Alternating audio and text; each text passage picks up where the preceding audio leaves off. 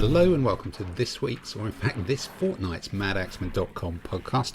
We've of course got the regular team of 7 in possibly one of the sweatiest days of the year, all dialing in by Zoom for this week's chit chat. We do the normal stuff, there's a bit of painting, there's a reasonable amount of gaming. Honestly, no one can be bothered with painting, it is just too bloody hot, and we've got new rules to play, so we want to get out and gaming again. There's also the welcome return of I'm Sorry I Think You're an Arse as we look at the Augmented Persians, and in a feature which was completely accidental and unplanned, but makes us feel almost like a proper podcast, we discussed the vexed question of when did you come out as a wargamer and how did it work at work? So sit back, pin back your ears and enjoy this week's podcast. This means war.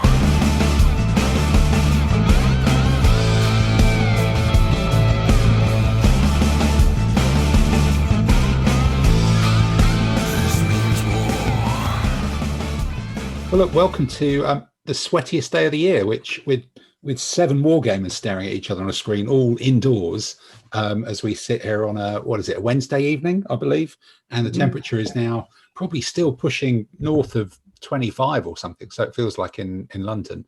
That's great black t-shirt weather, isn't it? Those sweat stains, I can see them kind of leaking from it. Although Peter, you look like you're actually wearing a proper shirt, or possibly just the collar. I can only see your collar there. It's a little bit Harry Hill. Shirt front. You know, I just thought I'd get dressed up for this momentous occasion of, getting back to going wargaming. It's just really makes you feel up for the games and everything. Yeah, else. no, that turning up in a 3-piece suit is like a real big thing, isn't it? Because it gets you in the mind for it. You know, sitting back in t-shirts and shorts and that, it just doesn't really make the dice roll well. No, it really works. You know, with the badger hair, it's just and the Docklands bit behind you. You know, I'm getting big kind of multinational Russian mafia villain vibes from you. I am actually casual because I haven't got the cufflinks on today. Well, look, maybe no cufflinks. What you're missing, Peter, is the bow tie not actually tied up but hanging down one side. I think that's in the pocket. Yeah. Andy, you don't want to be asking Peter about what's hanging down one side. That's not really the way that this works, I don't think. Certainly not on a very sweaty evening like this. Yes, one. I heard about that trip to Spain. Yeah. Yes, indeed. Yes. So look, I was going to say without further ado, but we've kind of worked out that almost no one's done any painting really, because it's been so bloody hot, and we've actually been running out and playing games and taking advantage of the ability to actually physically meet people face to face. So I guess from a painting perspective, I suspect it's, well, Adam, you're unpacking some figures, which is kind of halfway there. That's a little almost pseudo painting. And you're doing that quite furiously as we speak. Dare we interrupt you and ask what the hell they are? How have you come by some figures by magic? My next door neighbour has got a son who's now about 15, and he said, do you want a big box of toy soldiers? I went, yeah, all right then. And you were thinking what, Airfix or something like that? Was that what you're expecting? Well, it's like I just said yes because I thought it would be a surprise. Yeah. And it turns out that his son at some point in the past was into Lord of the Rings, so I've got a big box of Lord of the Rings figures, and there's a range of different ones, and they're not the best stuck together, but and some are broken, but there's loads in there that can be salvaged. So if I get around to painting them, because if you remember in the first lockdown thing, I was talking about painting some Lord of the Ring figures that I'd had lying around like for ages.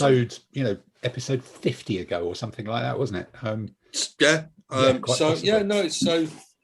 there are quite a lot of the bloody baskets actually, which is nice. So would it have been a set, or was there a big set of those? Anybody remember? I'm guessing it was like the starter shirt set.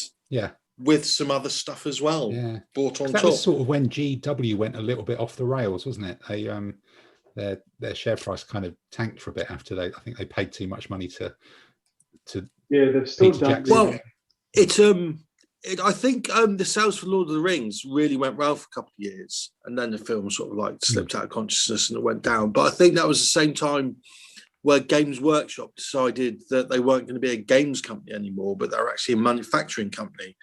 So they put sort of like loads of stuff into sort of like making figures, but didn't really sell games. And I think that's because recently they've sort of like got back into doing actual games and rules and stuff, and it's they're doing a lot better now for it, which is nice. Okay, all right. So what do you there's two questions here then. What are you going to do with all these Lord of the Rings figures, and how do you feel that your neighbour has said, my 15-year-old son has now grown out of this, I've identified you as the person who will be interested in taking them off my hands? Well, it's the second question.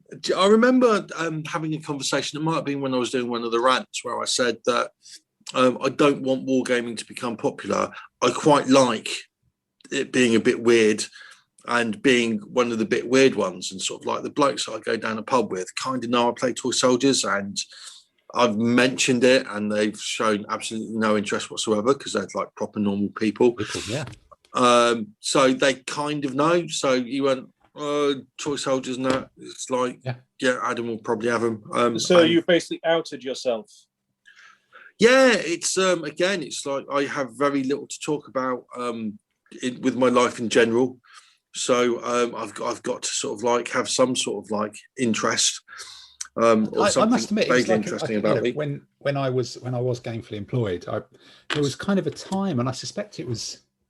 I'm trying to think whether it was when geekiness became more acceptable, which was probably about 7 to 10 years ago, that it became something that you could kind of admit, or it started becoming something. Or it might have been that I just got more important than work. Time the Big Bang Theory started being possibly, yeah. God, that's still bloody going on, isn't it? Yeah. But do any of the rest of you remember a time when it started to feel acceptable to tell people what you do in your private life? Well, I think I think part of it's to do with the fact that we're now supposed to be all inclusive and be nice to people who are on the spectrum, and probably people we deal with think, oh, he's probably somewhere on the spectrum, which is why he does this stuff. So let's pretend let's not take against him for that reason. The only thing I've got a problem with on that is the use the word probably. Yeah.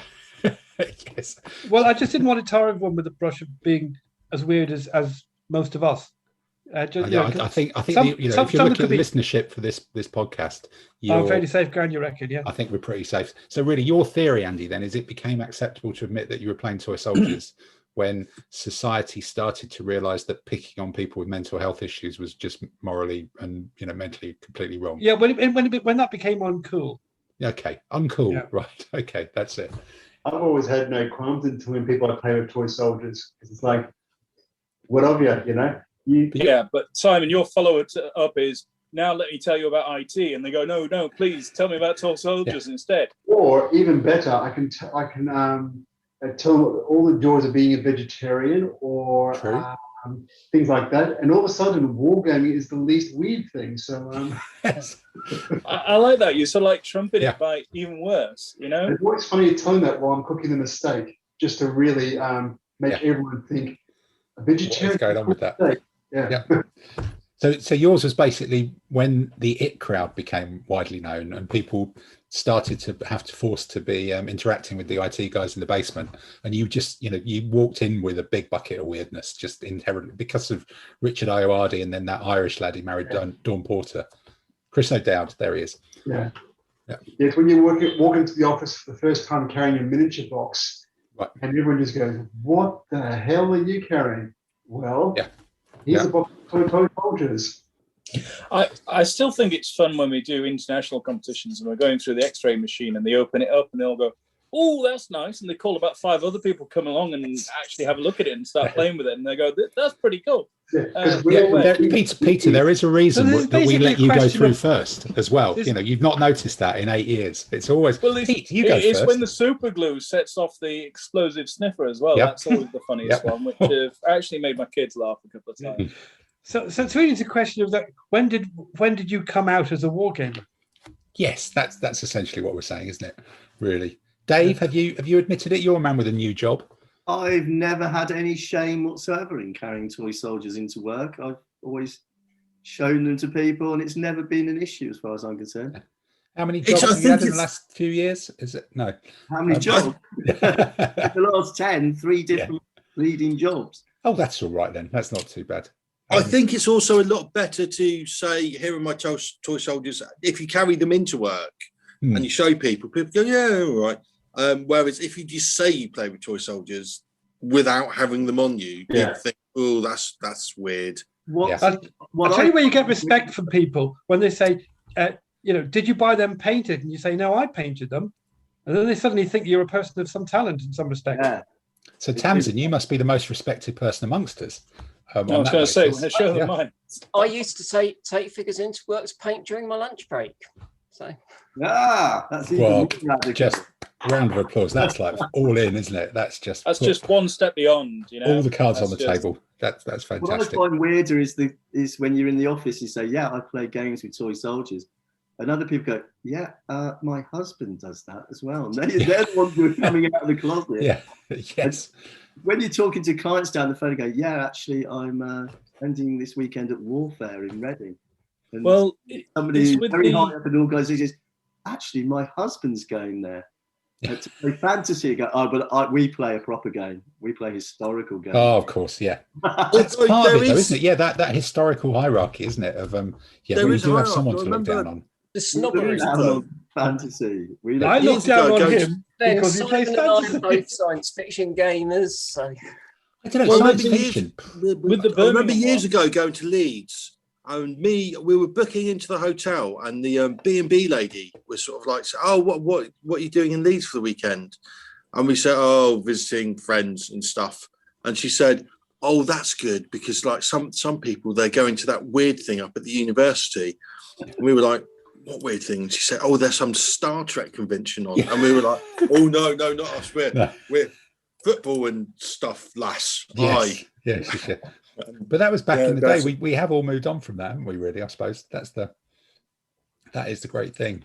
Well, with the Birmingham event, the Games Expo. Games Expo. Yeah. I've actually bumped into people at work there because that's an absolute massive thing, and covers such a wide gambit. And the war games bit is actually the smallest bit there. It's hilarious going up. Seeing all the diverse. Those Star Wars kit. That costs a bloody fortune. That does. I mean, you could get quite a few ADLG armies for what you spend on enough kit to play Star Wars game. I think. No, I guess so. No, I think it. Maybe it is. Tams, as you said, it was sort of around about when the Big Bang Theory was on, and it became cool. All these superhero movies, and although I do still have a suspicion it might have coincided when I became like a bit more important at work, and I could tell people, and if they reacted badly, I could just fire them, which just made it a lot easier as well. And everybody seemed to think it's fantastically interesting after that. After the first couple got pushed out of the third floor window.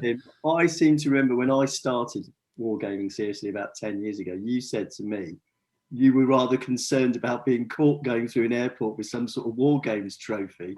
Oh God, remember that? Yes. Oh, what a nightmare. Yes, that's true. That was true. Yeah. We got some gopping great trophy. It's probably behind me somewhere up. The one in Italy. You can actually see it on the camera. Yeah. It's that enormous one sort of up there. The white and plastic gold one. Oh, I thought we left it in Italy. Because I remember sitting in the bar, and we were looking at it going, "Nah, you're right, you take it, mate." And I thought we just left it. What year it was. Maybe it was Italy, but 2009. 2009, so that's 13 years ago, isn't it? It was the year that I arrived in the UK when I flew to London, then came down to Rome, and EasyJet lost my luggage. So it's 44 degrees in the castle, and I'm wearing a winter suit from Australia. You were wearing a winter suit from Australia, and I was your first opponent. You said, "I'm moving to London. Do you know anybody?" And I said, "Well, kind of, yeah." It's like, here we go. I think you 25 zipped me in an hour and a half. Yeah, but I think you just weren't ready at the races. You would never mind the clothing sort of thing. It was Comedy Australian stuff. So I got that gopping great trophy for being. In fact, I am still European Fog Champion because they've never run that event again. So I'm the reigning European Fog Champion. And are you sure that's not the UEFA Champions League trophy? It looks a bit like it. Yeah, no, that's it's. I do live in London, not Manchester, so it could be, couldn't it? But I think it was this gopping great trophy, and then in the airport lounge, there was like somebody I knew from a previous job, and we're kind of like, I can't really avoid admitting why I'm here because I'm carrying this trophy that was about 2 foot long and would barely fit in hand luggage. So I think that was when I was sort of forced to admit it, but definitely, that was a nightmare story. God. So they didn't wave a Union Jack out the front of the plane for you as you landed at Heathrow? No. A welcoming committee. No, there wasn't a central London flag at that time. So we weren't able to get special diplomatic treatment for it. They didn't paint down the side of the flame. Down the side of the plane. It smacks of incompetence. It smacks of incompetence. Yeah, down the end of the. No, I think it would have been really something you want on a plane, Dave. It's just it takes it one step too far. That would have been the not Ryanair. There was probably an Italian translation because Mr. Van Tol, our Central London resident linguistics expert, translated our club motto of "It smacks of incompetence" into about 20 different languages. So we went on an international tour with "It smacks of incompetence" in about 20 different languages down the back. And because he's like Mr. Language, isn't he? He when you reverse translated them, they were all kind of local idiomized. And I'm pretty sure one of them, when you translated it back to English, said, "You are surrounded by the stench of incompetence." You're permanently surrounded by the stench of incompetence, which was that's the better than the war competition at BritCon, isn't it? Yeah.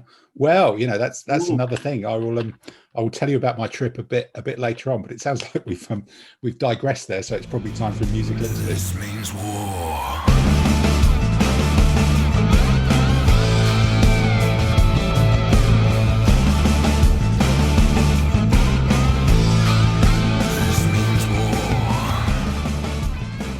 We started talking about painting a long time ago. So, Tamsin, I think it's me and you are the only people, other than Adam stripping some figures, has done some. So, what have you? I painted two figures. Andy, you painted two. I'm not even sure we're going to count on that. We'll just go straight to looking at Tamsin's. They were 10 mil, so they don't really count. Two 10 mil figures in a fortnight. That's more embarrassing than admitting you're a wargamer. So, Tamsin, talk us through these. Please tell me you bought these trees, not homemade them. Or what? They are bought trees. They're cheap trees, which for various bits, i.e., from eBay and Amazon. Are these the ones from China? I tarted them up. So cheap trees from China. But I've done these are the palm trees that you see. These are palm trees. Are they cake decorations or are they sold as trees for railways and things? People sold them as both. They get listed as both on eBay. Right. Okay. Have you put herbs on them? Not on these. Not on yet. Is that one of the Maldive Islands disappearing beneath the waves? It could be. So how much? Because these trees are plastic, aren't they? I've certainly the palm tree ones. I've looked at them many times. Palm trees. Yeah, they're plastic. So initially you get them, and had to clean up the mold lines on the trunks. Yeah. Then I gave them a thin down coat of acrylic frame sealant, just to. Your special ingredient for everything. As a sort of, but to give a little bit of texture, hides residual mold lines, and also. So is that like when you get when you get Airfix soldiers and you do them in a thin washed down coat of PVA? Is that the same principle? Same principle, yeah. Okay. Also, it toughens it up and it provides a good surface for paint behind. The fronds were just hit with acrylic spray paints. So because these things come in. The leaves are plastic green, but sort of a shiny cheap plastic. Yeah. And the trunks are shiny cheap plastic brown. So you gave them a clear acrylic thing, or did you then spray paint them? It was brown frame sealant. Oh, okay. Brown frame sealant, just thinned down a bit. Thanks. I had brown frame sealant. Okay. Then I was paint and dry brush on top to get various tones. So this that we're looking at here, then, because what we can see is the green fronds on top of the palm trees, and then the brown trunks. So you painted those brown trunks. That's not just a dry brush on the original color. That's not just brush. That's painted. Excuse me. So the whole thing was sprayed green, which we can see here, and then you painted the trunks brown. You can't really see the ones you're saying now. They're for bottle palms. I think sago palms. I think. Okay. And so those are sort of a brown trunk bits, but it's short trunks for those. Yeah. That's Yeah, that's interesting because I've looked at those and thought they are going to look cheap and plasticky, but then the idea of painting them a little bit of always work. put me off. I mean, but you could just use plastic primer and then paint a dry brush over that. Yeah. Okay. But and then these are the other trees that I can see that you get from China. Trees, because jungles aren't just palm trees. Yeah. These were also sort of cheap China. Yeah. Cheap from China. Yeah. From China that. And are these ones with? I tarted up a bit. So went over, sealed on the existing flock, then added a bit better flock of my own, and then sprinkled with Gauge Master scenic leaves. Right. So because the ones I got years ago, the in inverted commas flock that was on the branches was actually plastic. It was like really tiny little plastic shavings, and they were horrible. You got ones with more flock. I've seen those, but I've been able to avoid. Yeah, I'd avoid them because it just falls off. They were all originally sort of coarse foam flock. Right. Okay, that's better then. And then you've added more and leaves and other things, but you have sprayed it to fix it. Yeah, amazing. So sealed everything in, so they're quite solid. Nothing's coming off. They're absolutely amazing. They're really much better. And I've also been making clump foliage. Oh, brilliant! I knew there'd be something completely insane because we were just like thinking you bought Chinese stuff and you've just given it a dry brush, but no, you've made your own clump foliage. That looks like you've been growing certain herbal plant. Yeah. How have you been making it? Yeah. Should you be admitting this on a podcast? I have been making my own clump foliage. Yeah. Right. So how do you do that? Rip up foam sponges. So you could rip off the foam from kitchen scourers or the big car washing sponges. Yeah. Just cut that up into chunks.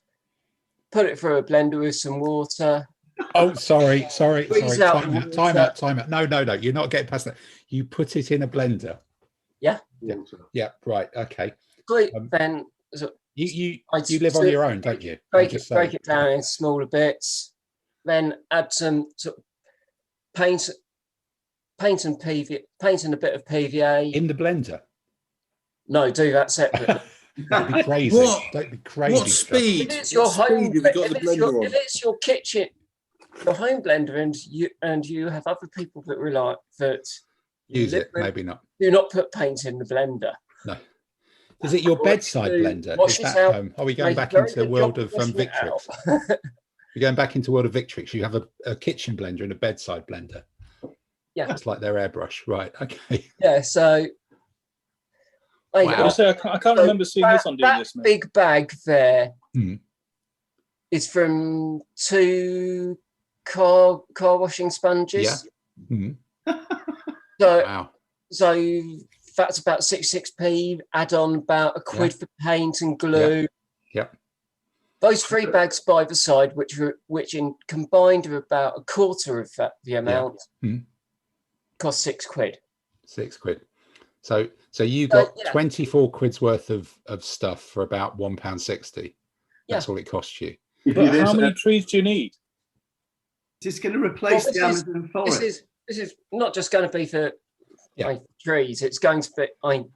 This is for sort of the bigger clump stuff. It's going to be for sort of underbrush, underscrub. Yeah. I'm just thinking, okay, I can see the £1.20 cost versus the £24 cost, but the idea of me using a blender to chop up car sponges, I think that would end up costing me quite a lot more than that. In lost limbs and physical injuries. If you're going to be doing a lot of it, buy a blender for 15 quid I saw in George at home. Now, Tamsin, did you research that? Brilliant. Research and testing on the blender? Because I know you did this with some of your paint mixers and other things. So was there like a selection criteria on which blender, like a size, volume, longevity, power and all that? I think there should be a huge... Go for something cheap. Go for something as cheap as possible with decent amount of power. with a reasonable amount of power, so it's I got Dave, to a do decent amount of YouTube power to program. cut through the foam without it burning out.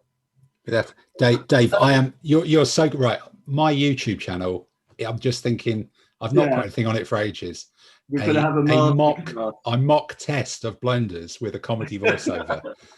So I think this blender may be the best one for creating mid-European foliage from the 5th century to the 9th century. It could be the new thing. It could be better than my F-35 video.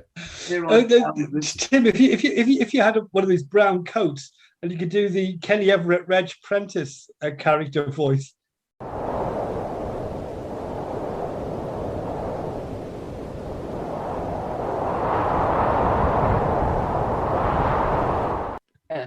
I'm not the guy who used to DIY and was always going. What was it? Was it a fast show today? I'm mostly going to be. Today I'll mostly be blending sponges. Fine. Well, and started on some test bases for the jungle scenery. So early stages, just added sort of herb mix to all. No. Edges of the bases. Did you put that for the blender? Did you have to blend the herb mix? No, I did not have to use a pestle and mortar for that, Andy. Come on, you must know. You're calling us from a kitchen. You've got all the equipment around you. Yeah. So is that Italian mixed herb or French mixed herbs? I can't remember, to be honest.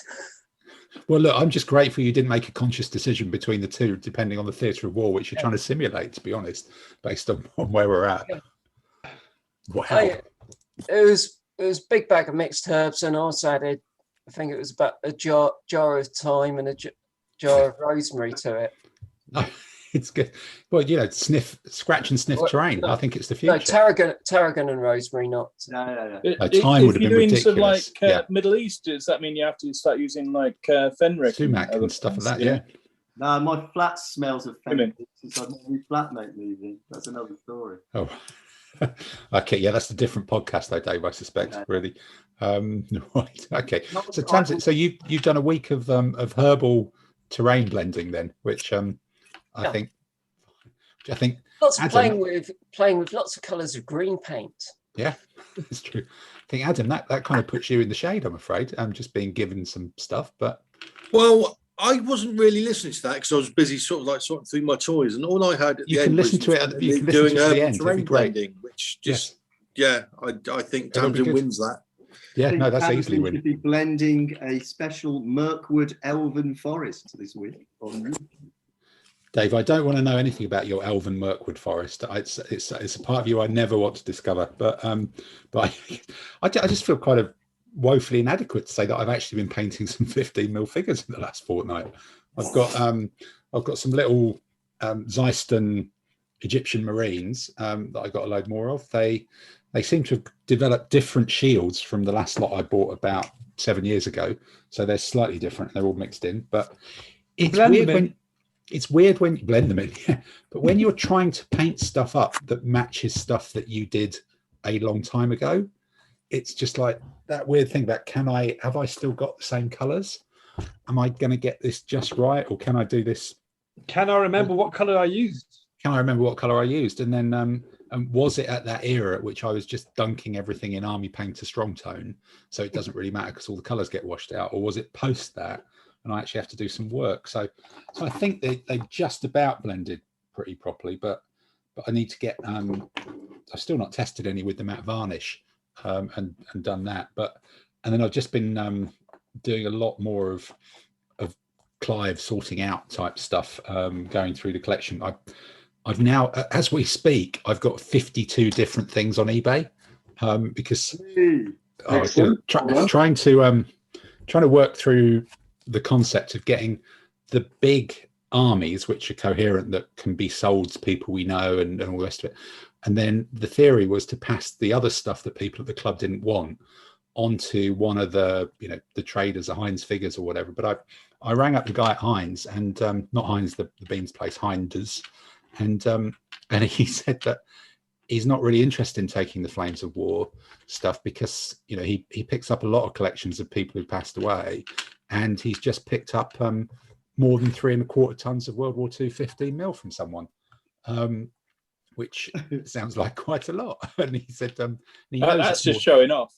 He said he knows it's more than 3¼ tons because he hired a bloke in a van to go collect it from this late guy's house, and the van bloke rang him up and said, "My van's overloaded, Ian, and it's a 3¼ ton van." So somebody has passed away, sadly, with 3¼ tons of Flames of War stuff. Which means was it painted? I'm guessing so. Maybe that means a few hundredweight was paint or something, and maybe they were the metal originals rather than the resin mid-range or the plastic ones.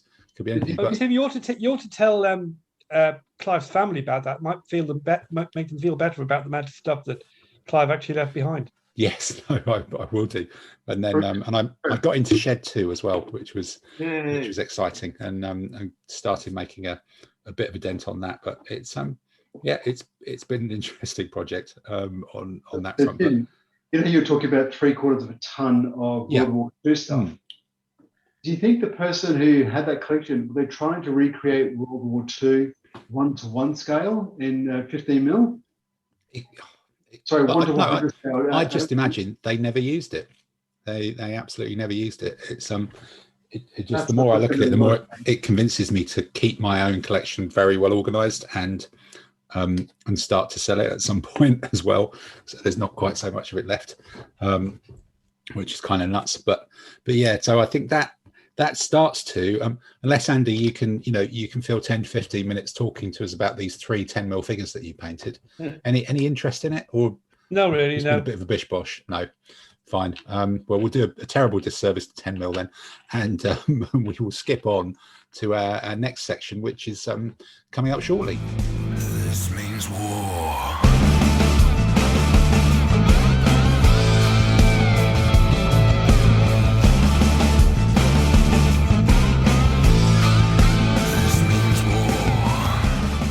Okay, then. Well, look, having done the painting and a discussion about admitting that you're a wargamer and coming out and all that kind of stuff, that's looking at the past, and that's looking at some of the more colourful armies in history as well, which is a dreadfully half-hearted segue to say that it must be time, after a few weeks of missing, for an episode of I'm Sorry, I Think You're an Arse. Coming up next on Madaxeman Radio, it's I'm Sorry, I Think You're an Arse, the antidote to informed discussion shows. At the piano this week is Scott Joplin, and your chairman is Sir Humphrey Humphreyson.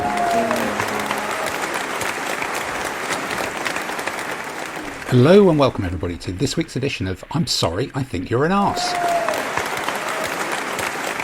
You join us this week from the Edmund Ironside Grand View Concert Hall in the rural market town of Old Sodbury in Gloucestershire. Located here in the heart of England, visitors who climb to the top of a nearby hill are greeted with a view covering 7 different counties. And on a clear day, it is said you can sometimes even catch a sight of Birmingham off in the distance, despite the many prominent warning signs advising against this. So, this week on I'm Sorry, I Think You're an Arse, I'm in the chair, and partly this is some of the stuff that I've been going through and trying to find and trying to cobble together some of the eclectic different batches of soldiers from Clive's collection. And there keeps cropping up all sorts of people who could be or might be or maybe or could be some sort of Persians.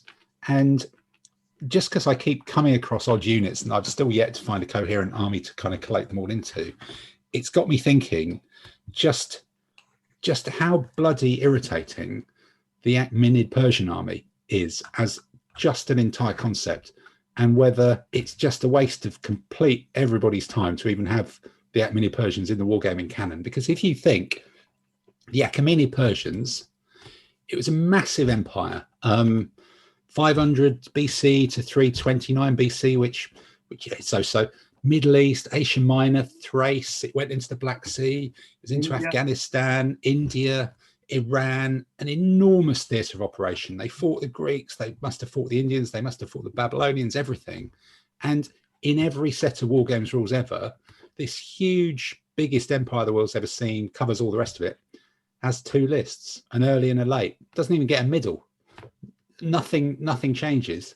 And the two lists are, other than the Spara type people are dressed slightly differently and they've got apples in one of them, the two lists are pretty much the same anyway. So suddenly you've got this enormous empire that only gets two lists a bit hopeless. And what is this empire famous for? Why does it deserve a place in history?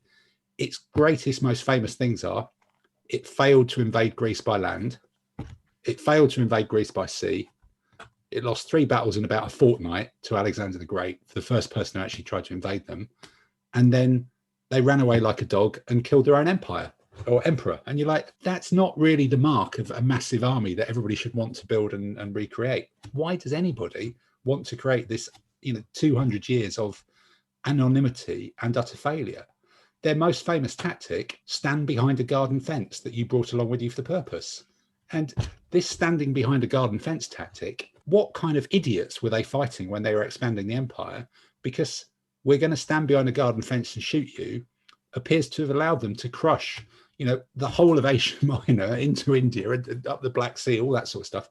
Oh, they've turned up with a fence. We'd better give up. And then this great tactic that's expanded their huge empire, the Greeks turn up and go, well, should we just run at them and punch them in the face with a stick? And that's it. And it's over. Bosh. The whole empire winning tactic is just completely finished. And, you look at it, you think that was always going to be rubbish. It was a wicker fence. They didn't even concrete in the posts in between them. They didn't even stick any posts in. It was just freestanding. It was always going to go down. Elementary mistake. Anybody who's got a back garden will know that you've got to concrete in the posts if you want it to survive. And, the army composition of your classic Achaemenid Persian armies, this huge empire, it's famous for dragging in all these amazing, fantastic, colourful troops from around it. There's the Persians themselves, the Medes, the Indians, the Aracosians, the Bactrians. There's Guardsmen, Scythians, Syrians, Medians, Mesopotamians, Parthians, Tupurians, Hyrcanians, Caucasians, Albanians, Cappadocians, Armenians. And what are they? They're medium cavalry with crap bows, and they're infantry with crap bows, and they're all wearing pajamas.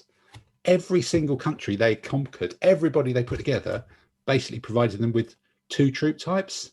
If you're really going out, on a limb, you might have a bit of a bloke with a javelin just for shits and giggles, but it's just bowmen in a floppy hat, all of these different nations. What a waste.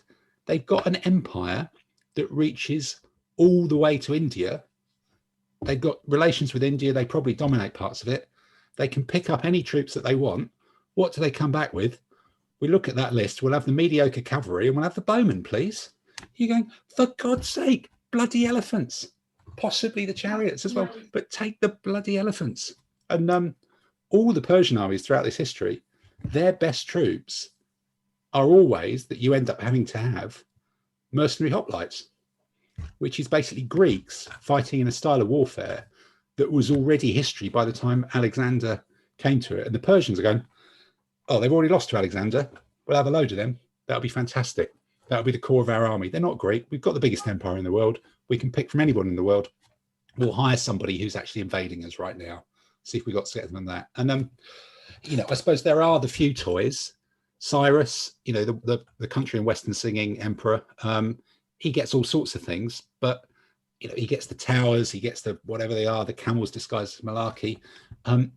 Such brilliant ideas that in 2,500 years of subsequent military history, no one ever copied them ever. Why do you design an ancient troop type which can only realistically be used on a concrete paved road? That's just bloody nonsense, isn't it? And camels disguised as elephants. What was he thinking? It's like every set of rules ever written has the same -1 for elephants and camels. It makes no bloody difference if you disguise camels as elephants or you just put them there as camels. It still gives a -1 to opposing horsemen. Was he just hoping that someone would come out with a set of rules that included the line, these factors are cumulative? It was like just nonsense, because just for that one troop type, we give him -2. And the whole core of the army, other than those, was the immortals, of which there was always 1,000. So who is going to sign up for a unit that is fundamentally based on the implicit assumption that they will suffer casualties every battle? The individual soldier has no value. It's just the unit that counts. If you die, we'll replace you and we'll pretend that you were never here. It's like, how do you get recruiting people into that? That's not the message you want to sound. And, you look at it, Thermopylae, Greatest battle? Well, let's pick a road into Greece that's so narrow it can be blocked by 300 blokes. Take a week to try and find a detour. And you win the battle and you end up not being as famous as the people who lost. What a hapless empire. Granicus, I'll get me cavalry to defend a riverbank. Come on. Issus, I'll stick my mercenaries in the middle of the army. Okay, they're the same nationality as the people we're fighting and not really as good, but that's going to work really well. Gaugamela, nobody even knows. That's just famous for running away. It's just complete bloody nonsense. And then this army of nonsense bowmen and nonsense people behind the fence gets replaced by the Parthians, who have learnt how to turn all the crap cavalry into good ones. And they cause trouble for Rome for hundreds of years with a totally different type of army. Super heavy, cataphracts, light horse archers. They can take on the Roman legions, the biggest empire in the world, the toughest, best army ever seen. They can go toe to toe to them for ages. And that's the Parthians sitting in the same thing. And then the Parthians get replaced by another empire that springs up in exactly the same place. And it takes the best bit of the Parthians. It takes the cataphracts, it takes the horse archery, and it picks the crappiest bits of the Persian army, hopeless spearmen with sticks and some poor quality bowmen. And they go, well, we picked a bit of the Parthians. They fought Rome. We got all their good stuff. We picked the shit bit of the Persian Empire. Let's call ourselves the Persians again then. What nonsense is that? Why didn't they call themselves the Sassanid Parthians? Why don't they model themselves on the winners in this history rather than the losers? So all in all, and this is even before we got to the fact that no one can actually spell Achaemenid because there's too many A's and E's and they're all in the wrong order and it's a bloody nonsense word. So we've got an empire that should have the pick of the best troops in the world, but manages to pick crap ones. It's got unmitigated history of defeat. There's no backstory about how it actually came to conquer this huge empire. That's never told in the history books. It's just all about how they get punched in the face by the Greeks, how they get punched in the face by Alexander, how they then turn on their own leader and punch him in the face, and then get punched in the face by the Parthians. It's just utter nonsense. They're great military innovations, were never copied by anybody, and were completely insane. There's not even a middle army. There's only early and late. So I think for all those reasons, my theory is the Achaemenids, just a bloody waste of time, despite how nice the Zeiston figures are, all unusable. Nobody should ever really be using it. And that, I rest my case.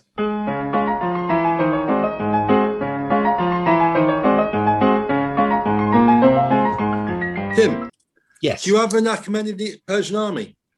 Well, I've got bits and bobs, but they're probably used for something else. Well, yes, I do. Yeah, to be fair. Yeah. Yeah, okay. No, I can't really go with that one very much, but I'm looking at it thinking it's going to be rubbish. I zoned you out from the start. You shot yourself in the foot. They're very pretty to paint. Sorry, you're an arse. You're already failed. You're just in on that one. They look pretty. And there are pretty armies that are good, though, aren't they? And have got some sort of historical record of being good. But it's just the Persians seem to put all their effort into kind of the sartorial aspect of combat and nothing into the actual fighting bit. But it's the sort of army where you can rock up and you go, if I win anything, it's going to be good. But it's the crazy dog one where you're turning up with like in ADLG, well, you're turning up with like with bog standard bowmen. You're turning up with bog standard bowmen. That's what you're turning up with. That's the meat and two veg of it. No, but you can have a right old mix of stuff. But they're all bowmen, Peter. Were you not listening? Tim, the reason they didn't pick elephants is because the elephants would have squashed the fences. Yes, yeah, the fences were. Elephants out. Having wicker fences. That's better off with a nice shrubbery. Yeah, having wicker fences and elephants. No, the elephants would have eaten the shrubbery. And the other thing is, Tamsin, also, you can't now put shrubbery into every army just because you've got your own blender. That's not going to happen. The Teutonic Knights have got the shrubbery. The Teutonic Knights got the shrubbery. But there's another thing, Tim, about disguising the camels as elephants, right? Because Cyrus knew from the ADLG rules that elephants cause panic on camels, not the other way around. So if he turned up with things looking like elephants, the enemy's camels would be panicked. Otherwise, they wouldn't be. I think you check the factors on the QRS. Right. Okay. Elephants trump camels. I'll probably ask someone on the internet. on a purely pronunciation basis, the Achaemenid Empire is now called the Achaemenid Empire. The what? It's Achaemenid? It's no longer the Achaemenid Empire. It's now the Achaemenid Empire. You're talking out of your Uranus, mate. Bloody true. I was listening to In Our Time and they kept going on about the Achaemenid Empire. I was like, what the effing hell's that? Well, I think that's building up, in favour of me, because now, it's 2,500 years ago and people not only can't spell it, but they can't pronounce it. What's the point in that one? Unmitigated, history of defeat. Can't even spell itself or pronounce itself. Nonsense, really. Much better off without it. I would query about the history of defeat. I mean, after they won at Thermopylae, they went and set fire to Athens and burnt the Acropolis. I mean, that's not the sign of defeat. No, but then they went home, didn't they? I'm not seeing a big Persian culture based on Athens. They beat the Egyptians. It's bad press, that's all. They beat the Egyptians. Yeah, but the Egyptians were a load of bowmen with like towels on their heads. Yeah, that's true. And so, bowmen with towels on their heads and a fence are going to beat bowmen. That's just the way it works, isn't it? So Tim, with the sort of like the Thermopylae Greece thing, when the Persians turned up, went into Greece, burnt down Athens, went home again. Have you read in the Greek books where the Greeks were saying, "Yeah, we won"? Well, the Greeks are kind of, I'm not seeing that there's a great continuation of Persian history in the Peloponnese, is there really? They didn't put down any roots. They just went in and went home. They stuck around. Yeah, they didn't want it. It's lovely though, isn't it? The salads are great and stuff, and the grilled meat's lovely. Stuck around until Plataea, didn't they? And when the Spartans and everybody else got together and kicked them out. Yeah, whatever his name is. Well, that's a minor detail, Dave. If you're saying there's some actual history to say that they did actually occupy it for a long time, but they were still beaten in the end, weren't they? Well, I'd actually go further, saying in historical terms, it's the transition period between the biblical era of warfare into the Greek Hellenistic form of warfare. And the interesting fact is the Persians basically showed up in lots and lots of troops and said, give up. And everybody did give up and say, they showed up and said, give us salt and whatever, and everybody surrendered. So they weren't actually used to actually fighting anybody until the Greeks actually said, no, we'll actually have a fight actually instead. So my theory about defence is actually true. Like the colourful uniforms, basically, is what you're telling me. So it was a bit sort of like, biblical warfare was just show up with lots of people and everybody sort of surrenders. And then all these Greeks turn around and go, no, we'll have a punch up instead. So you're saying it's a perfect army if you are playing a very specific type of war game that basically whoever turns up with the most figures wins the game. Exactly. And you don't actually roll any dice or anything. Unless you go to Scythia and then you lose. Oh, okay, just because that's where the competitions are. They start playing then. So, but again, I'm still saying that's an army that is designed not to fight then, which sort of feels like you're agreeing with me. But or is that Scythia or Scythia? Scythia. Scythia. All right. The Chimerians or the Cimmerians or whatever. Yes, the Cimmerians. Well, look, with time cracking on, I think I will sit here in the centre of the screen and go around and ask you for the do you support the proposition or do you have the different buttock-based view? So let's start with Mr. Finkel. What's your 2 or 3 word response to the proposition that many Persians should be wiped out from wargaming history? I'm sorry, I think you're an arse. Okay. Tamsin, what about you? I'm sorry, I think you're an arse. So you've got to have somebody for the Greeks to beat up. Yes, but that's you just want to put some shrubbery in there instead of the fence, don't you? Saunders, what about you and your funny pronunciation? Arse. Arse. Millie Ray Mayer? Arse. Adam? On the one hand, I kind of agree with you because for doing war games for decades, I keep thinking, I should do in that Achaemenid Persian army. And then I just think, I can't be asked, which kind of sort of like backs up the point. But on the other hand, everything you've said just sounds like sort of like cultural snobbery and sort of like, because it's not sort of like Western and you can't be bothered to research it properly, I mean, you're not going to do it. So, but isn't that cultural snobbery a fundamental part of, wargaming? That's just an implicit assumption in everything we do, pretty much. Well, no, it depends. I think the Persians suffer from it because the Chinese used to. Aren't you the man who is, as we speak, painting up some Perry Longbowmen? Well, some Swiss pikey things, yeah. Okay, Swiss pikemen and Perry Longbowmen. There we go then. Yeah, okay. So I sorry, I shouldn't interrupt. Tell me what you think. So it's a tough one because it's like I've never been Yeah, no, I'll actually go with you. It's sort of like, it looks pretty if you can be bothered, but you've got to paint thousands of the bastards, and they're quite difficult and hard to paint. So I'll go with you on this one, actually. I'm sorry, Peter. I think you're not an arse. Okay. And Peter, finally for you. I think you're an arse. They're a pretty army, and I'm going to actually build one out just to beat you with it, just to prove the point. I'll bring my Persian army out. Just to roll over you with a lot of crappy mixed sword bow. I'll bring my Persian army out, and we can see who's just got the most troops. We won't can even fight. We'll just go down the Persian armies. Lots of flowing robes and no naked flames nearby because they all go up in a puff of smoke. Absolutely. All right. Well, look, that's a surprisingly close 5-1 defeat, and on that basis, I think it's time to definitely move on. Well, as the Barkery sentence construction of time hits the English language of destiny, I see that that's all we've got time for on this week's episode. So we'll see you next week on I'm Sorry, I Think You're an Arse. Well, look, with the sound of small villages in England receding quickly into the distance, let's have a run round and see in the last couple of weeks, as we've not been doing no painting, we've been doing some gaming to mostly, I guess, give these new ADLG rules a bit of a run out. And if we kind of do a bit of a round robin, say, what games have you done and what kind of stuff, the particular focus on what kind of stuff have you picked up, smelt, felt, learnt about the rules and in the last couple of weeks. So I don't know, Andy, starting with you, I'm guessing there's some Dave Rayage action, but have you started playing in V4 yet? Oh, yes, we did. We've done 2 games in V4. The last one was Palmyrans against Romans, so I couldn't have any Roman troops in my Palmyran army, which made it a bit challenging. And to make it even more challenging, I had 1 allied general and 1 subordinate unreliable general, and I rolled 1 for both of them on the first turn. So the game went from let's try and win the game to can I avoid losing it in 7 turns, which was an interesting dynamic. I didn't quite succeed, but it took him to 7 turns to take me down. But the thing I learned was that I was trying to send cataphracts forward to smack his line, but there was a bit of terrain on the side, and I felt that if I didn't hold that terrain or cover it, I'd get hit in the flank by people beating up my cataphracts. And because my guys went hesitant, I couldn't get anyone to move forward to cover the terrain. So that meant that I couldn't send the cataphracts in until late in the game, and by then things had gone a bit pear-shaped. Once they went in, they were seriously dangerous, and I think cataphracts now fighting frontally are horribly dangerous to most things in the game.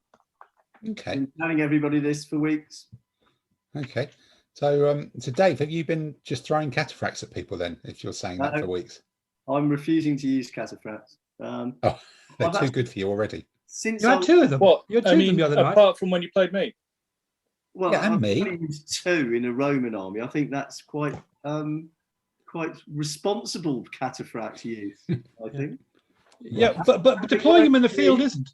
They weren't elite, they were just ordinary. So you're saying you're not addicted, you were just testing the waters? Well, I'm not using Tibetans, and I'm not using Parthians, and I'm not using Palmyrans, and I'm not using etc. No, I've actually lost track of how many games. I'm actually sitting here with a pen thinking, how many games have I played in the last 2 weeks?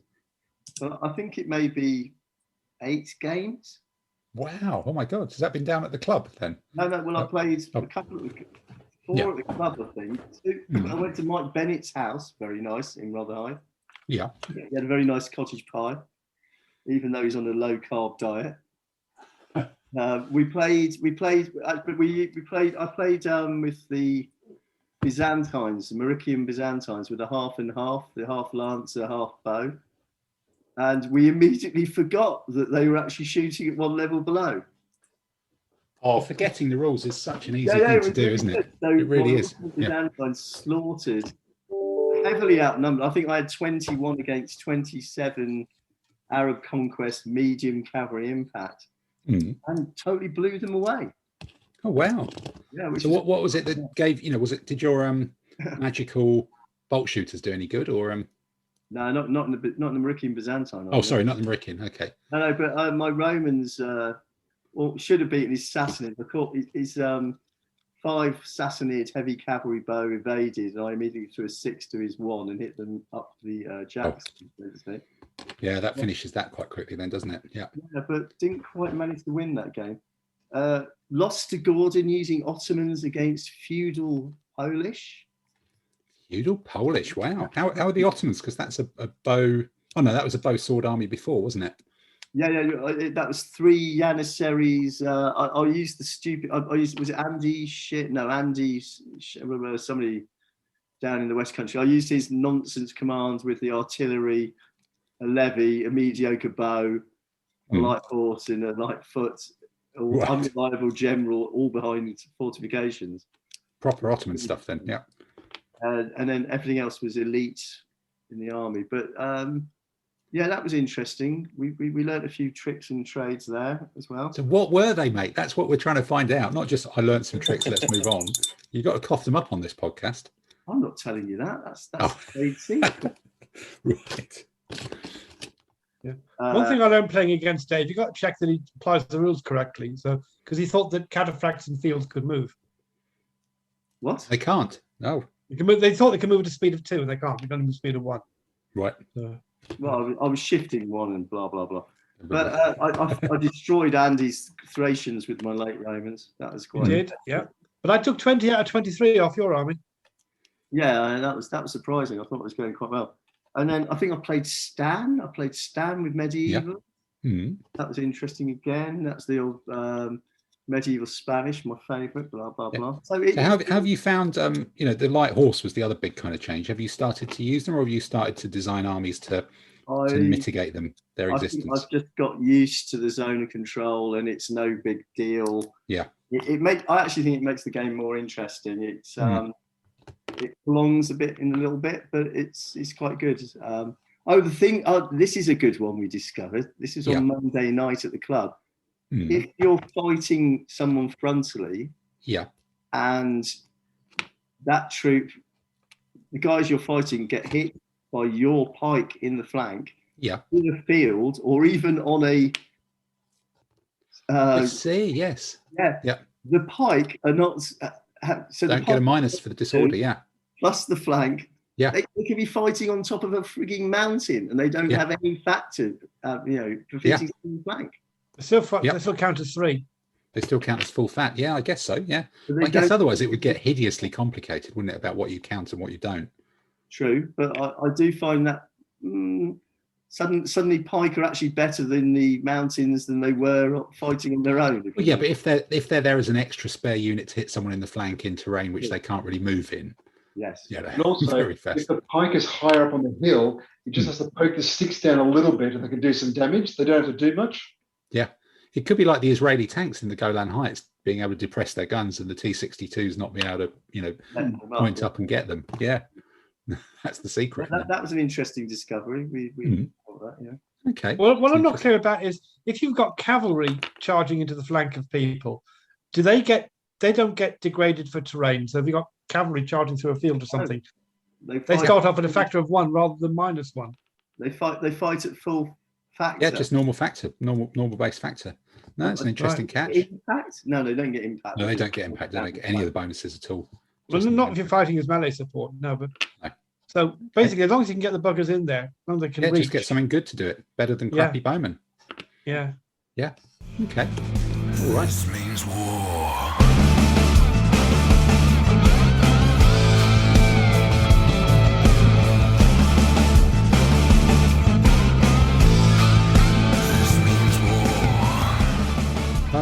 I think who else going around the table? Peter, what about you? Have you managed to squeeze in any games at all over the last couple of weeks, or have you been? Yeah, I had a couple of games against Dave Allen. We had a Parthian Civil War. Quite amusing. Dave showed me in great detail about how you actually wrap up the line in the first game, which I then applied back to him. Yeah, it's with the new rules with ADLG4, where once you actually start getting into someone and getting into the side, it can really be messy. I mean, we were going back and forth because I'm still, getting my feet back under the table and getting used to the rules again after not playing for a while. Playing properly, yeah. And we actually found that the new rule set is really good in the pictures for explaining stuff. So there's less wiggle room, nice and clear. You know, we already know the intent. It's just reminding us, because we've played in Europe a few times and played with Hervé himself as well. But I actually found it very useful, because it was like, oh well, there it is. Whatever the reason it is there for, it's just here's the thing. Here's the one exception. Let's just crack on with it. And I thought that was great. I really enjoyed that. I enjoyed it more when I won the second game, of course. Yes. But that's by the by. So what if they were identical armies? What was there anything from the new rules that particularly came into play in the way that game played out? I used a flying wing to better extent. So a flying wing. That from a Dark Death Star. No, I basically, getting the medium cavalry, because there's a lot less heavy cavalry impact bow. So having some cavalry and using the light cavalry to do the pinning and things like that, you can use them to a much better extent now. And it's definitely more rewarding to have better. So you can go two ways at the moment: either a really, really large army and not worry as much and just go forward, or you up your command pips, and then you can actually have a bit more mixed troop types and take advantage of the differences. The differences actually make a little bit more of an edge, especially going back to getting around the edge and getting around to then close out the line, because that's when you can really start making some damage.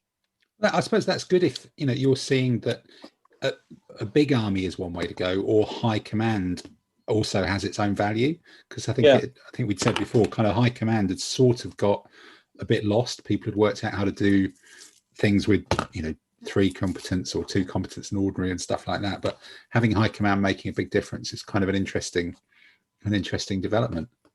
Yeah, especially if you've got a decent command, a few light troops, light horse, you can really start pinning down the enemy, and provided you can use it in an interesting way.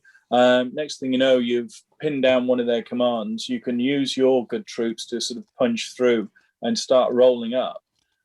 You can really start racking up the points very quickly, whereas before you could actually slow them down and drag it out a bit more, especially with a whole line of impetuous, crappy foot, whatever, so the usual stuff. Some mediocre heavy infantry sort of thing. It just takes ages to wear it down. Now, the fact that you can get in at the edge and then you can have the impact going at the side, it really makes the difference. Plus, you actually want something that has got the additional points to actually do it when you get to the edge. Yeah. So you're not just trying to just get there with some light infantry for the overlap or whatever. So it reinforces that you want something coming around. So I can see using more mediocre medium horse coming in as a sort of actual reserve, which when you think about it is more realistically how they would actually be used. Yeah.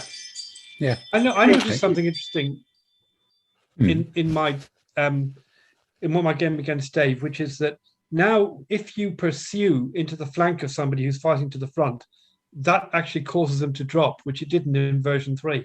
And that helps to speed things up as well. Yeah. And I think Pete mentioned the pictures in the rules. I think they're particularly good at explaining the issue over Kink's lines. Yeah. Yes, true. Yeah, that's a good one. Yeah, that does come out quite clearly. You've got to be a sort of special kind of person not to understand how clear that is, haven't you? Which is nice to see. So, Simon, what about you? Have you managed to fit in any games of Renaissance or t'other one? I'm laughing. Sorry? Have you managed to fit in any games of Renaissance or Ancients over the last couple of weeks? Not over the last couple of weeks. What I've been trying to do is really update Renaissance to bring it in line with version 4 of the rules. So that's been quite a bit of fun. You'd think for effectively what is a supplement of 28 pages, how hard should it be? There's been some, as you were saying, there's a lot of nice subtleties in the way V4 has been streamlined and it flows. Just going back to how he's written that and just the minor tweaks and changes you need to bring Renaissance into compatibility with it has been quite fun. So does that help you sort of spot what the changes are in Ancients in a strange way, or what are the significant ones? It's been really good also to help read the rules clearly and then understand what they're saying to then get your head around it. Yeah, because I think we were talking about this on WhatsApp kind of during the week, that some of the kind seeing new players kind of struggle with how the rules work. Version 4 seems to be pulling in a huge number of new people. It's just looking at the structure of the rules, it's just so different to Darker World. And or maybe it's, I don't know if it's Anglo-centric, or I don't know if it's just Hervé or whatever, but it's that whole thing about the way the rules are actually structured is, here's a list of general principles for the rules about movement or fighting or whatever. Then here is a list of possible things that can happen on table that are a bit weird. And then here is a list of effectively exceptions to the general rules that apply in those weird situations. Yeah. And it's just, it means you end up, it's not internally linguistically consistent, but it's like, here's what normally happens, but if this happens, something different happens. Yeah. And that's just what it is. It's not trying to create an overarching theory of everything. It's going this and exception. As long as you can cover off pretty much all the exceptions, it actually works really well as a structure, because there's no argument. It doesn't matter if something's not consistent with some big theory of everything, because you can just go, right, when this happens, bosh, sort it out. That's just fact. And you can see some of the rules. There is the occasional rule that doesn't make historical sense or is a little bit weird. The idea of conforming. So if you're halfway into terrain and someone hits you, if you're, say, a cavalry and the guy you hit is medium infantry in a bit of terrain, you don't conform into the bad terrain because it affects you. Yeah. So the logic is in the active player has to conform. So it is a bit weird then the medium foot player gets pulled out. It's a bit of a clunky rule rather than historically accurate. But rather than having 10 different rules and paragraphs, comments and parentheses, it basically says the active player must conform. There you go. So rather than a whole series of paragraphs, just one simple line, 9 times out of 10 is really good. Every now and then you're going to get stuck. But you'll learn quickly. I think what I've seen certainly online is there are people who are used to playing these sort of theory of everything rules who keep going, but why? And the answer is, well, Hervé said so. Yeah. And it's kind of, you get into this kind of loop of, but there's got to be a why. It should all fit together intellectually. It's like, no. In this situation, this is what happens. This is what the bloke said. It's a game. Yeah, it's an abstraction. It's all an abstraction anyway. Yeah. No matter how much you think it's. I also think Hervé is really good at coming to people and asking them, saying, "What do you think?" Yeah, and taking it back. And I remember when we were in Rome. It was Sunday. We were all pretty knackered. We all sat around the table having lunch. All the English players, and Hervé made a point of coming over, sitting down with us on his own, and saying, "What do you think in the rules needs to be improved?" And I remember sitting there going, "Well, legionaries get a bit of a hard fun bite," and he's, it's fantastic to know that he sat there, listening to that, and giving the rear support that big change, which has made legionaries work a little bit better. And also they can move faster in the until they get. That alone will make life a lot more fun for heavy foot players. Yeah. Well, actually, maybe that brings us on to some of my games. About heavy foot moving faster. That's certainly a benefit. Historically, the Swiss pike blocks forward at a very fast rate. Yeah, true. No, they did get quite quickly. ADLG, it's 2-inch 2UD moves. Because Fogg got around that. So in Fog Renaissance, the way they approached the Swiss is they made Swiss what they called determined foot. So they moved at medium foot speed. They fought as heavy foot. So it did allow you to get the Swiss tactic of we're all in a keel formation. We'll bring the fight to you. But the idea now, as you said, Tamsin, heavy foot can pretty much, with a decent commander, 6 UD wide, or straight up the table going, I'll bring the fight to you. It just means you can get into a national game, or as we discussed in a couple of other, when we've looked at a couple of games, once the battle has broken apart a bit and the lines have all broken apart, there's a chance then of heavy infantry chasing after things, or at least advancing towards baggage, where we all know that once the main line of your battle's broken apart, sometimes it's not even viable to go to the baggage because it's just going to take you forever. Yeah. No, I must admit, my game, one of my 2 games in the last couple of weeks, I played. I drove up to Dave Allen's. I had to deliver some stuff to him, and we played a game in his garden. He makes a very good pizza. Actually, you should, if you do go, you should encourage him to fire up his pizza oven. But that's pretty niche. I don't think that too many of our listenership are going to be interested in that. But and he was using his, I think it's Pantheon or whatever army he's taking for this first competition coming up in a few weeks' time, hopefully. Parthians, yeah, I played last week. And I put I think it was Ptolemaic army down against him with 8 pikemen in the central command in 2 kind of blocks, and oh my god, they move like grease lightning. I think he chose to defend to get step terrain or something. So suddenly I was like, here's 8 pikemen. And he was like, oh my God, what did you do about that? And it just gave so much extra time on the rest of the flanks to really hurl that down someone's throat and just really take the initiative. And then I also had, in fact, no, the other weird thing about that, so I had a boot full of stuff of Clives that I'm kind of putting on eBay, and I'm selling to people and delivering to people.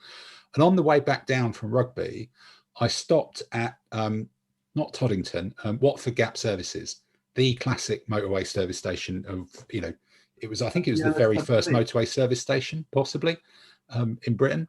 And as I parked up, some bloke came up to me and went, "Oi, mate, I've got these televisions. Are you interested?" And I was like, "But God, it's not 1973, mate. It's like, God, nobody's done that in 30 years. Just people approaching you in motorway service stations offering to sell you knockoff tellies and ties and things like that." And then I kind of went, "Oh, actually, do you want to buy a couple of dozen Thracian Peltas in 15 mil?" And he looked at me, gone out and fucked off. It was amazing. So maybe you just haven't looked dodgy enough more recently because you're normally in your work here or something. Yeah, possibly that was it. But to be approached by someone in a motorway service station offering dodgy knockoff telly, you're just going, that stopped a long time ago, a long time ago. You're just feeling annoyed that you feel out of the age group that you was going to be offering something more recreational. Yes, that could probably be right. Yeah, a bit like Townsend's tree flocking. Yes, a bit of tree flocking or something like that. Bit of base text, different herbal mixes. This means war.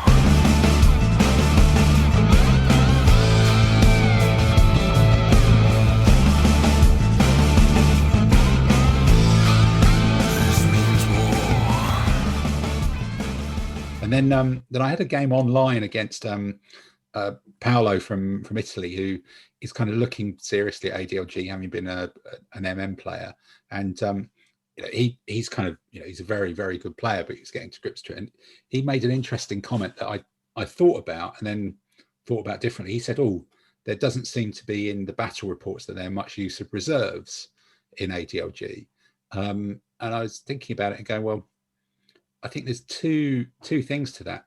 If you keep a cavalry unit or something as reserve in DBM or DBMM terms, because we've only got 20 units as opposed to 70, that's sort of the same as having a block of 3, isn't it?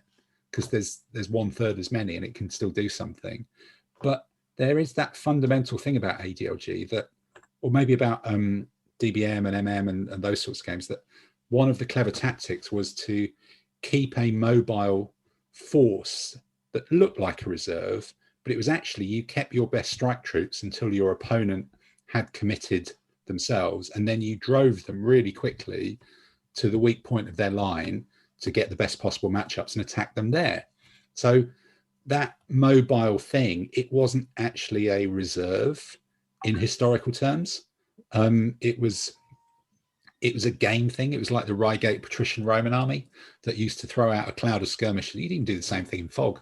You throw out a cloud of skirmishers, ping away at the other army, and then drive your heavy cavalry to one part of the line and that's looking a bit weak and punch through. And it's a great game tactic, but that's just not actually the same as reserves. And it was just thinking how we all rationalize game things to try and pretend they're historical, when actually that was something that talking about, I was just thinking, no, that when we all used to do that was actually a game thing, and we convinced ourselves it was reserves, which was intriguing. Definitely got some place now. I mean, to give away my list for York, I've got a couple of medium foot swordsmen, mediocre at 4 points, and they just sit behind the line.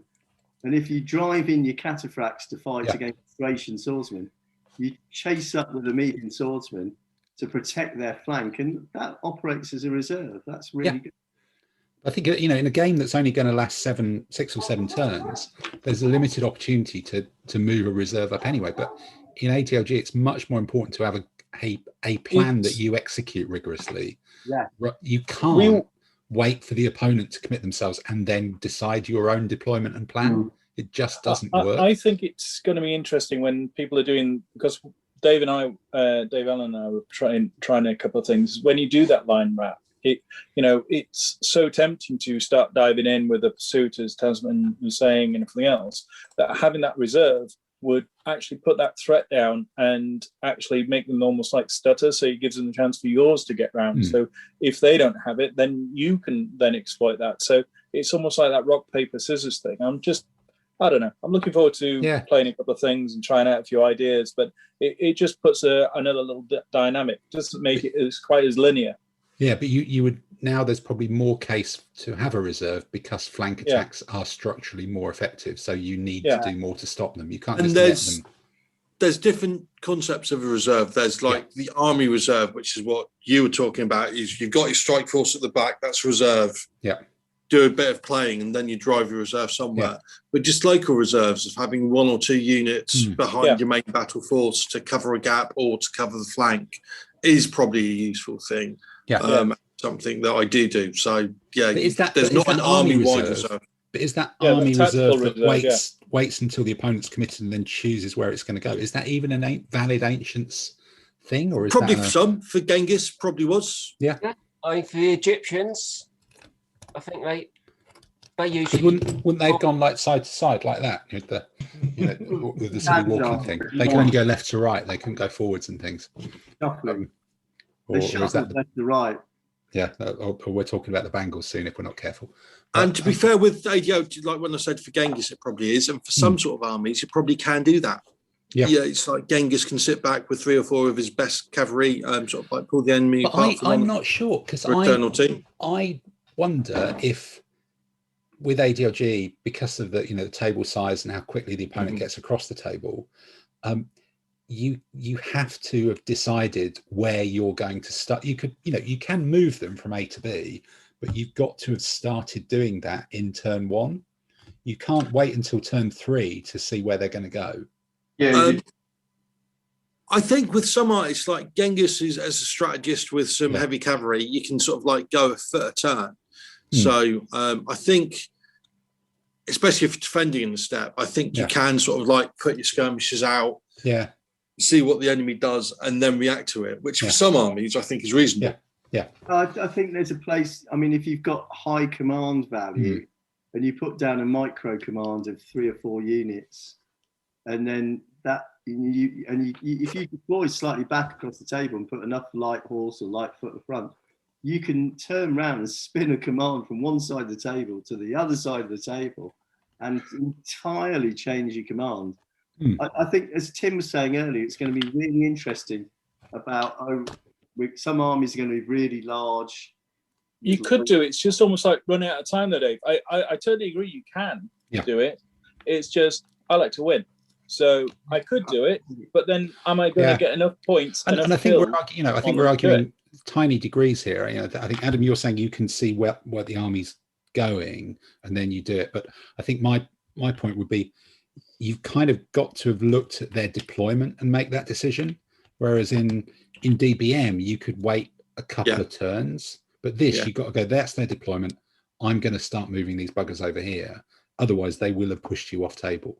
Very, very, particularly with the new three moves. So it's a slightly different. It's the same thing, but you just got to do it sooner and faster and harder, really. That's the Byzantine trick. You put down a micro command of yeah, one general included, ordinary, who's really good, a couple of lesser heavy cavalry and a light horse. Stick them a third away across the table. Somebody puts down a load of troops against them, and then that command just turns around, runs straight around the other side of the table to reinforce another part. And I also suppose it's a game that's designed to last 2.5 hours rather than 3.5, 4. So everything's going to be over that much quicker anyway. That much quicker. You've got to be, you've got to be in there doing it. Good. Okay. I could pinch Tim's trick here and say, well, that keys us up completely for a discussion next week of the runners and riders for York.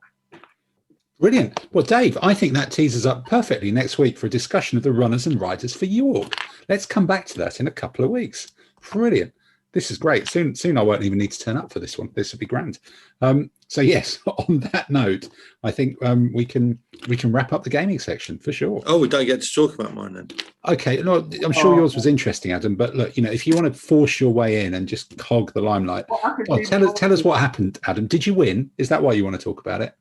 Well, we'll take that as a given. Yeah, of course. But on a slightly more sort of like interesting side, I used Dacians against Romans, right. And so I used the sort of like massive medium foot sword, which is now an even bigger mass because they're so much cheaper. Yeah, and that style of army is I think it's going to be interesting to play without being hugely successful because. The whole what that army can do is fight wider than everybody else, more or less. So you do get to push past flanks and sort of like see if you can go into people's flanks and then do what Peter was talking about. But they're enough that sometimes people are just going to go straight through your middle, and your media foot are going to evaporate. So it was a fun game, and I think they're going to be fun to use. But I don't think they're sort of going to be an all-conquering army, which is all right. So did you kind of get the impression it's a kind of a ta-da, I've caught you out, but you won't fall for that again? No. Sort of trick, or no? Well, no, and it's like where the game is can the Dacians push past, because you've got troops everywhere all along the line. Yeah. Can you push past where the enemy are weak or aren't and get into the flank of their best troops quicker than their best troops can just go straight over what they're fighting? Yeah. So in the game I had Roman legionaries against my elite Falksmen. And legionaries chopped them up and they all just kind of disappeared. But in other parts of the table, I'd managed to sort of like get medium foot into flanks and I rolled up the line, so I won because it's a big army. It takes a lot to take it down. So the Romans just collapse faster. So would you say, that Romans feel like Romans and Dacians feel like Dacians then? I think the Romans use historical Roman tactics. So they feel very much like Romans, and Dacians feel like, or the medium play styles, does feel like a huge army of screaming buggers that rush forward quite quickly, which is fun. Yeah, and you notice that was sort of almost more so than in the previous version, just because you get more of the buggers these days now. Well, I noticed it for two reasons. Firstly, you get more of the buggers, and secondly, I never used the army in the previous version. So right, okay. So it's a different sort of feel then. Fantastic. Okay then. Well, look, in case I've not missed anyone else, have I? There's not anybody else lurking here. Tamsin, you've managed to squeeze in any games? Not this couple of weeks. I've got a couple of games booked over the next few weeks, but okay, cool. Right, so we would no doubt see you down the club then. So I think that wraps up the what have you played and what's our kind of vibe on V3 at the moment. That's pretty cool. Good. Or even V4. Or V4, yes, minor detail. V4, yes.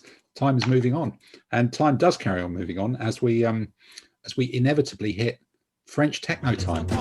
Question, comment les voir? Question, le trou est sans fond. Question, la légende le dit. Question, elle dit aussi.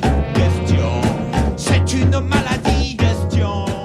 Ah, Monsieur Andy, comment ça va? Comment ça va, le cuisine or le cuisinière or something, wherever you are sat at the moment. Can you Can you start by reminding us what happened 2 weeks ago? Because I think we've all been out in the sun since then. Yes, well, 2 weeks ago, it was all about Italian metal after the Eurovision. It was, yes. Yes, Eurovision was topical 2 weeks ago. It was, that's right, yeah. Yep. So the first question was about the first warship ever to be sunk by guided missile was a World War II Italian battleship attacked by the Luftwaffe. And what was its name? Was it the Roma? Yes. Yeah, but actually, it was the first Italian warship sunk by a guided missile. HMS Egret was sunk by a guided missile about 2 weeks before. Right. I stand corrected. Thank you. Okay. Well, if only we'd known that, we could have won the Eurovision Song Contest. My God. Yeah. Nul point for me by the sound of it. Right. Yeah. Question 2. When the Italian army entered World War II in June 1940, its most numerous armored vehicle was the L3 tank. What was the main armament of this tank? Is that the L333 or the L335? Bamboo. It was machine guns, but I would have thought, looking at those tankettes, I would have thought its main armament was a sense of disbelief that people could actually fit inside it. Really, unless did they actually hire really teeny tiny people, or is it just a weird thing about 15 mil scale tanks just not looking right? The Romans. But every country's tankers tend to be on the short side. Well, like submariners, then, no? I remember when we did Spanish Civil War, what Tim was going on about, because we got some Italian of these like teeny tiny tanks out, and someone was saying, "Oh, they got to be 10 mil tanks. They can't be 15 mil. They really are that dinky." Yeah, that's people must have been in them kind of like lying down, like those people riding those funny cycles that always get world records for keeping going. For so they were armed with 2 8mm machine guns. In other words, less firepower than a fighter aeroplane. Yeah, 33 was a single 6.5 mil. Well, the L3. Well, of course you'd have 6.5, wouldn't you? Yes. Why would you go for anything sensible? Yes. Yeah. And the third one was the Roman Navy developed a device called a corvus, a rotating boarding bridge with an iron spike to affix it to an enemy's ship's deck, which they fitted to their warships in the First Punic War. Notwithstanding its effectiveness, what caused the Romans to scrap the use of the corvus? They capsized. They capsized in sort of choppy water. Yeah, there was a massive storm and about 300 of them sank. Yeah. 300 of them? Bloody effective in the First War. Yeah. They actually lost about 10,000 men in this storm. And after that, they thought, better not. Right. So the Romans had no navy. And when they captured a Carthaginian ship, they dismantled it and found the Carthaginians put it together like an airfix kit. It had little numbers on it, how to put the ship together. Oh, right. Not with that special glue. No. Exactly. Yeah, it was all welded together. It was made out of plastic. So I think, talking plastic, that brings us close to, I think, the Belgian pop star, Plastic Bertrand, which brings us yet again to a moment of French techno. Question, comment les voir? Question, le trou est sans fond. Question, la légende le dit. Question, elle dit aussi. Question, c'est une maladie. Question. So Andy, you're back with some new questions after that French incident. What theme which will not be topical in 2 weeks from now are we going to pretend is topical now and use as the theme for this week's quiz? Well, last weekend was D-Day, so this is all about amphibious invasions. That's good. That means it's already not topical by the time we record this and put you it out. try By doing the time these we get the quizzes and see answers, how people will have topical you can completely make it, forgotten right? about it. Good. Yeah, that's all good. That's our good standard. Right. Okay. Right. In the 1880s, what did German Chancellor Otto von Bismarck say he would do if the British invaded the German coast of Heligoland? Right. Hey. Right. Yep. Question 2. What natural phenomenon made the amphibious landings at Incheon in Korea in 1950 particularly hazardous? Right. Okay. And question 3. Which country was invaded by accident by a Royal Marine Amphibious Force in the year 2002? Ooh, that's a good one. Okay, that's another tasty one. Well, look, that's got us a range of fascinating and interesting questions. So we will all look forward with bated breath to returning in 2 weeks. But meanwhile, let's roll le techno. Question, comment les voir? Question, le trou est sans fond. Question, la légende le dit. Question, elle dit So we're into the final home straight then now, and it's just time for a quick wrap up of what you got coming in the next 2 weeks before we reconvene on the eve. Possibly will we be after Liberation Day or whatever it's called in 2 weeks' time, 9th plus 14. We will be after the 21st, won't we? We'll know what's happening, whether we're allowed out or not.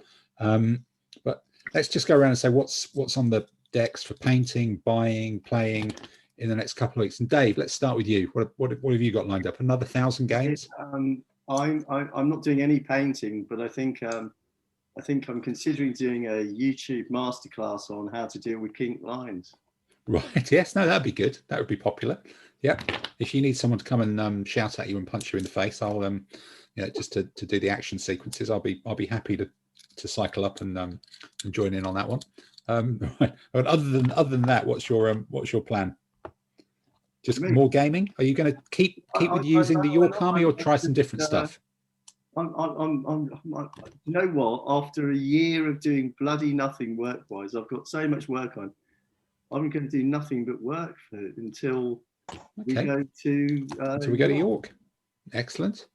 Good. I'm really looking forward to York. York's going to be fantastic. It's going to be so good pushing toy soldiers around, seeing people, drinking lots of beer in York, getting shit-faced and showing up for Monday morning back at work looking rubbish.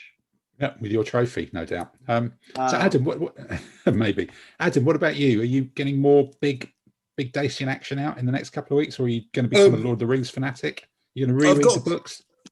I reread them on a semi-regular basis, but I've got a game on tomorrow, which I'm looking forward to, and I'm going to try and get one game a weekend if I can. But I seem to be spending most of my time driving my children around most of southern England to go to various cricket matches they're playing in, which is somewhat time consuming. So as the summer goes on, I think painting and playing toy soldiers is going to be taking a bit of a background. But I've also got to give serious thought about the competition in Bournemouth and sort of like sorting out who's doing what. And so I should be emailing people in the next few days about that.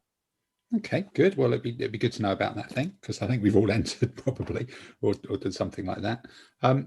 Tamsin, what about you? Are you is this kind of kitchen based, garden based, food based plans for the next few weeks or anything? More blender. Probably not blending. Right. Maybe some more. I've blended a lot of foam. Right. Okay. Yes, I've blended a lot of foam. Probably not. So I might do some more a few more experiments getting with the current foliage, but mostly it's going to be working on the jungle terrain. Okay.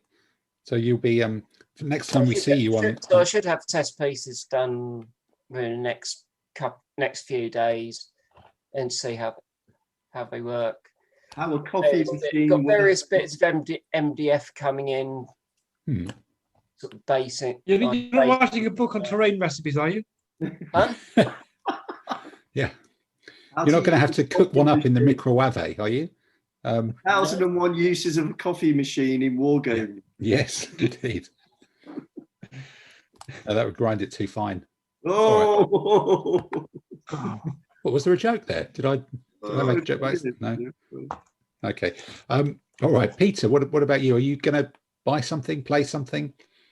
I'm going to try and play some games. I think I might have to book some time off, but I fancy getting in and trying some games. I've got some stuff to paint up when I break out some time, because I've cleaned off some metal for filling off some Persians and some more Parthians and a couple of others. So various sort of like blues and golds and things. So there's a couple of ones I want to get to and paint up and sort out. It's just need to carve out some time.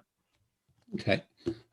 Simon, what about you? Are you still working through Renaissance and trying to port that over, or are you going to manage to fit in some games? Or I've got a game this week which I'm looking forward to. So playing Mr. Dave Allen. I think it'll be the first time in 2 years we've had a game. Wow. So that'll be good fun. And on the painting table, I seem to have received a very large shipment from. Oh, indeed, yes, that's Clive. true. So I said I wouldn't do it, but then some miniatures were found, and so I'm now looking at possibly doing some 25mm ADLG Renaissance because he had some great figures there. Yeah. And I picked up a whole bunch of 7 Years' War random guys. Some were allegedly Swedes. A whole bunch of guys with tricorns in more 15mm rather than my Lancashire 15. Is that Dixon Army? Dixon Army. So I'm going to try to paint them up very Swedish with yellow uniforms and lots of Swedish heavy metal band banners and things like that. Just have a bit of fun. Okay. All right, Andy. What about you? Are you going to do another couple of 10mm figures next fortnight? I'm actually thinking of doing the 15mm Janissaries I bought from the museum and the City Rabble to sort of and that once I've done that, I'll have a complete Ottoman Renaissance army. So that once I finish this temple thing, which is going quite well at the moment, then that will be my next project. I'm not sure how far I'll get in the next couple of weeks, but I've got the figures out, so that's a step in the right direction. And I've got more enthusiasm for painting that than 10mm World War II figures, because I kind of got to the end of all the useful bits and I had other figures left over, and I thought, can I be asked to paint these? And it was more of a chore. So by just chucking them away to one side, it kind of freed me up psychologically. That's it. Got a couple of games. I've got games every Monday. I'm playing Tamsin in 2 weeks' time, and I'm playing other people on other Mondays, trying to get a bit of practice in with an idea of how to configure my Thracian army for Bournemouth. One or two other bits, and that's it, basically. Okay, all right. Well, I think my plan is to kind of start coming down the club. I think it will be. No, is it this Thursday? I think, which is possibly tomorrow. I think I'm then 2 weeks after vaccine 2, which is kind of the line I've kind of gone to say, yeah, solid, let's start doing stuff again. And so I've got to book up a load of games and start planning to come down the club. I've put a whole enormous, say, 50 plus things on eBay at the moment. So if you're interested in particularly Flames of War, a few Ancients things, or Dystopian Wars, if you've got any idea what that is, please don't read my descriptions, and look for the Lithuanian, the _Lithuanian, as a seller on eBay, because there's a load of Clive stuff there. I'm going to leave that to filter through and sell, because my gaming room is full of taped up boxes and packaging tape, so that's got to clear out a bit. And I'm doing a bit of rebasing. I've got to put some matte varnish on things, and I've got to get some Spaniards undercoated as well, 15mm Spaniards, to start the next sort of mini little project, which should be fun. And but yeah, definitely get some games. And I just want to try not just practicing for York. I want to try getting some very different armies, and it's just maybe there's even a job of working out what armies I've redone and created during lockdown and never really got out, and just have a list of which ones I want to rock up with, which I think sadly might actually have the Achaemenid Persians fairly high at the top, both early and late versions, but I won't admit that. And I think, yeah, possibly, maybe we're out of time and I should cut this podcast short just before I actually cough that one up. So once again, thank you everybody for being here. Thank you for listening, those of you who've managed to survive it. Another reasonable length episode. We've not gone too mad, and we've covered some interesting stuff this week. So this one probably, I think, comes out on a Saturday, as I think I'm going to struggle to get it done on Thursday, Friday, and edited and out. But see you all in a fortnight's time. Thank you for listening. Goodbye, everybody. Bye. Bye, everybody. Bye.